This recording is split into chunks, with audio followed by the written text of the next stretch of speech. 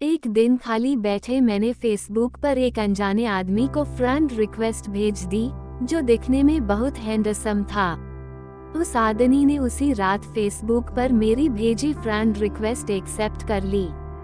तुम्हें पता है कि तुम इस साड़ी में कितनी खूबसूरत लग रही हो, उसने मैसेज किया।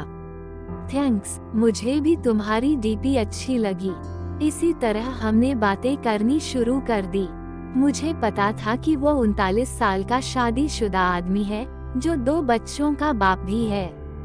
इन सब चीजों के बाद भी हमने अपनी बातें शुरू कर दी। इतना ही नहीं, हमने अपना नंबर भी एक दूसरे के साथ बदल लिया। देखते ही देखते हम एक दूसरे के करीब आ गए और एक दूसरे के बेस्ट फ्रेंड बन गए। फेसबुक पर हम एक दूसरे के साथ बहुत ज्यादा बातें करने लगे और सोशल मीडिया पर ज्यादा से ज्यादा समय बिताने लगे। दूसरी ओर उस आदमी को लगने लगा कि हमारे करीब आने से, इतनी बातें करने से वह अपनी बीवी से दूर जा रहा है। वह अपने बच्चों के साथ दूसरे सटे में रहती थी। वह मुझसे बोलता था, अभी पता नहीं, मैं सारा दिन तुम्हारे बारे में ही सोचता रहता हूँ। मुझे अफसोस है इस बात पर। मैं नेचर से काफी शर्मीली थी। मेरे काफी अच्छे दोस्त भी थे, लेकिन मुहाफिज जैसा दोस्त होना काफी स्पेशल था मेरे लिए। 1 महीने की चैटिंग के बाद हमने स्काइपिंग करना भी शुरू कर दिया। हम उस पर बातें कम और एक दूसरे को घंटों निहारा ज्यादा करते थे। एक रात वह मेरे साथ वीडियो कॉल पर था। उसने बोला, ऐसे देखते देखते कहीं प्यार ना हो जाए। खैर, अब हम रोज ही वीडियो कॉल करने लग गए। हम इतने पास आ चुके थे कि अब हम एक रियल कपल की तरह बिहेव करने लगे थे। हम रोमांस करते, एक दूसरे को चिढ़ाते और थोड़ी लड़ाइयाँ भी करते। कहने का मतलब था कि एक 17 साल की लड़की को 39 साल के आदमी से प्यार हो गया था। जिस तरह से प्यार की कोई उम्र नहीं होती, उसी तरह से हम दोनों को भी अपना रिश्ता बिल्कुल गलत नहीं लगा। हमें नहीं लगा कि हमने कुछ गलत काम किया है। जब उसकी बीवी आई, इसी दौरान इसकी बीवी और बच्चे इससे मिलने आए, पर वह फिर भी मुझसे बातें किया करता था। यहाँ तक कि वह अपनी बीवी के सामने भी मेरी कॉल उठा लेता था। उसी दौरान उसकी बीवी उस पर शक करने लगी, क्योंकि अब वह पहले जैसा बिल्कुल भी नहीं रहा। एक रात की बात थी जब ये दोनों बेड पर सेक्स के लिए गए। तभी इनके फोन पर मैंने मैसेज और अपनी फोटो भेजी। इनकी वाइफ ने उठकर फोन जैसे ही खोला, मेरी फोटो उन्हें दिखी। उसकी वाइफ ने कोई रिएक्शन नहीं दिया, बस मुहाफिज को जोर का थप्पड़ मारा और रोने लगी। 3 दिनों के बाद वह घर छोड़कर चली गई। मुझे उसकी वाइफ के लिए काफी बुरा लगा, इसलिए मैंने उससे कई दिनों तक बातचीत बंद कर दी। उसकी वाइफ के जाने के बाद हम फिर से मिले और हमने लॉन्ग ड्राइव पर जाने का प्लान बनाया। जब उसने मुझे प्रपोज किया, उसी शाम उसने मुझे प्रपोज किया। मुझे सिर्फ तुम ही चाहिए और कुछ नहीं। अपनी जवानी में मैं काफी सारी लड़कियों से मिला, पर तुम ही एक ऐसी लड़की हो जिसने मेरा दिल चुराया है। वहाँ कुछ देर के लिए शांति छा गई। फिर उसने मुझे आई लव यू बोला। उसकी आंखों में आंसू थे। हम एक दूसरे को किस करना चाहते थे, गले लगना चाहते थे। मैं तुम्हें ब्लॉक कर रहा हूँ। दूसरे दिन मुझे एक मैसेज मिला जिसमें उसने लिखा था, हे डार्लिंग, आई लव यू, लेकिन मेरा परिवार भी है, मेरी कुछ ड्यूटीज भी हैं। यह मेरा तुमको आखिरी मैसेज है।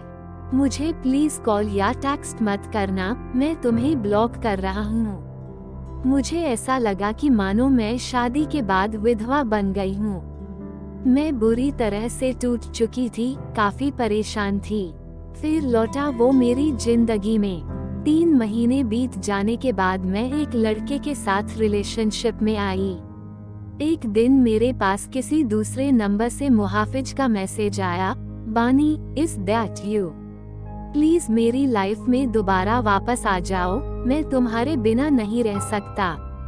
मैं समझ गई कि यह उसी का नंबर है और फूट फूट कर रोने लगी। 1 घंटे की चैटिंग के बाद मेरा दिल फिर से पिघलने लगा।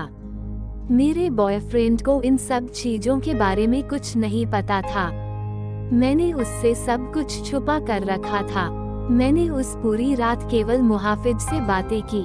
उसने मुझे घर पर लंच के लिए बुलाया। एक दिन मुहाफिज ने मुझे अपने घर पर लंच के लिए बुलाया था। मैंने हाँ कर दी और चली गई। घर जाकर मैंने देखा कि वो खाली था और वहाँ केवल मुहाफिज के कोई नहीं था। उसने मुझे अंदर बुलाकर फ्रेश होने के लिए बुलाया। उसने ढेर सारी बातें की और खाने की टेबल सजाई। मेरे लिए ये सब नया था। मैं केवल इधर उधर देख रही थी।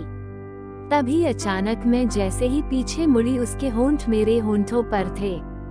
हम एक दूसरे को किस करने लगे। मैं भूल गई वह कौन है और मेरी उम्र कितनी है। वो पहला टाइम था जब मैं किसी के साथ सेक्स कर रही थी, वो भी ये जाने कि हमने प्रोटेक्शन ली है या नहीं। अपने प्यार के नाम की वर्जिनिटी। तभी मुझे दर्द का एहसास हुआ और मैंने अपनी वर्जिनिटी उसे दे दी जिससे मैं बेहद प्यार करती थी। मैं उसी दर्द भरी हालत में घर वापस आ गई। दूसरे दिन मुझे काफी अच्छा महसूस हो रहा था। अब मुझे पूरी तरह से एहसास हो चुका था कि वो मुझे कभी नहीं छोड़ेगा। प्यार का एहसास हुआ। अब मैं प्यार पाने के लिए इतनी ज्यादा एक्साइटेड नहीं थी। वर्जिनिटी खोने के बाद मेरी सोच काफी बदल गई। मैं एक औरत बन चुकी थी। उस दिन मुझे पता चल चुका था कि प्यार का असली मायना क्या होता है। एक दिन मैंने अपनी फीलिंग्स के बारे में मुहाफिज को बताया और बोला कि मुझे हमेशा के लिए छोड़ दे। उसने कहा कि कोशिश करेगा। धीरे धीरे मुहाफिज का नाम मेरी जिंदगी से मिटता चला गया। वो हमेशा रहेगा मेरा पहला प्यार। मैंने उसका नंबर डिलीट कर दिया और उसने भी मुझे ब्लॉक कर दिया। मैंने फिर उसे कभी ट्रेस करने की नहीं सोची, लेकिन उसकी यादें आज भी मुझे डराती हैं। मैं खुश थी कि मैं इस अजीब से लगने वाले रिश्ते से बाहर आ गई, लेकिन आज भी वह आदमी मेरा पहला प्यार रहेगा। मैं भगवान से दुआ मांगती हूँ कि मुझे जब भी कोई दे तो वो एकदम मुहाफिज जैसा हो।